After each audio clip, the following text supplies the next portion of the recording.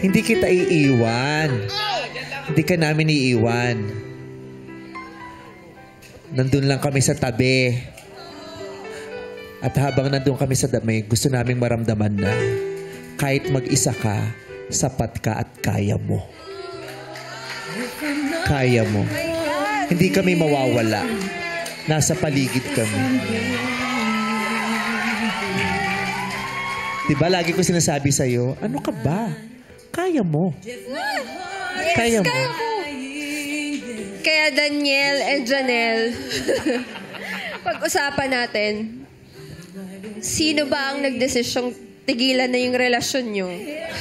Pero ba't ikaw umiiyak? Story nila pinag-uusapan natin. Pero hindi, may question lang ako na... Sige, lahat ng gusto mo itanong mo sa Pagkakataon mo. Kasi- Ang dami mong oras, oh. Kasi 8 years kayo. Ang bigat doon yan.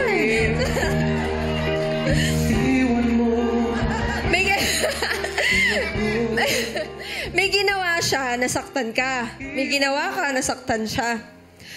Sa 8 years na yon, hindi ba kayo parang may nangyari nang ang mali, nalagpasan nyo, binalikan nyo pa yung mali na yon?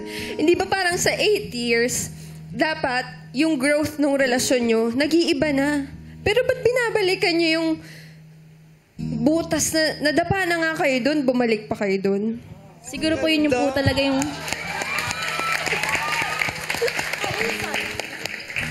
Siguro po yun po talaga yung naging problem po namin sa isa't isa po. Naging cycle na lang po, walang improvement. Kung meron man, maliit man po, pero nangyayari pa rin po. Ganun po yung naging problem. That's why we decided or we came up na with the idea po na maghiwalay na lang po. And we became friends na rin po. Ganun po. And at that time po kasi sobrang bata pa po namin nagkakilala. Oh, bata pa sila. Kayong tandaan nyo na nun.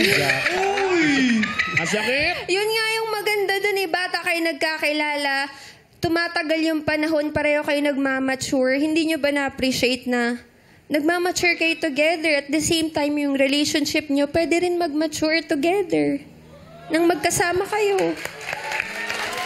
Yun po yung mga realizations po nung wala na po kami. Yun po. Pero nung time na nasa relationship po kami, yun po. Parang nag-grow po kami na separate way, pero together po, parang hindi po. Ganun po. Yun yung masakit. Yes po. Nag-grow kayo ng magkahiwalay, pero nasa isang relasyon kayo. Hindi ko na kaya.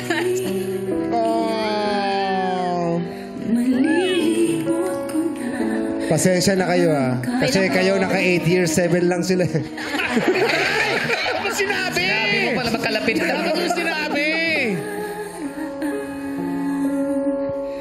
Unti-unti napapawasan damdamin kong iyong nasaktan. How does it feel? Di ba masakit?